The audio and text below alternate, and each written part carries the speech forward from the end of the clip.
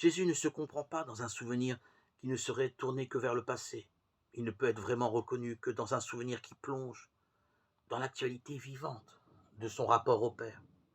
Le rappel des événements de sa vie doit toujours renvoyer à la lumière dont il jaillit lui-même, le Père. Le souvenir de Jésus qui permet de reconnaître sa présence dévoile ainsi sa structure eschatologique. Il est tout tourné vers l'avenir, étendu vers le Père. La relation de Marie-Madeleine à son Seigneur, qui jusque ce moment était demeurée dans l'ordre de l'historicité, vécue, que ce soit le vivre avec ou le être privé de par la mort, a besoin de l'appel de Jésus ressuscité pour changer de registre et subir une mutation décisive, ou si l'on préfère, une véritable transfiguration dans le feu de l'esprit. Jésus refuse en effet à Marie-Madeleine, tentée comme toutes les saintes femmes, de se cramponner à ses pieds, Matthieu 28,9.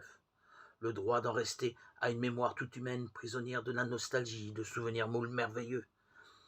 Elle laisserait alors échapper la pleine réalité du mystère qui fait sa vie. Jésus lui demande au contraire de restituer tout ce qu'elle a vécu avec lui dans le mouvement par lequel, venu du Père, il retourne à lui. Jésus l'oblige à décrocher du niveau proprement sensible qui était le sien, celui des événements qu'elle a vécu avec lui. Et Jésus l'appelle. C'est le vœu suprême qui habite le cœur de Marie-Madeleine, même si elle ne le sait pas, à le rejoindre là où il va, auprès du Père.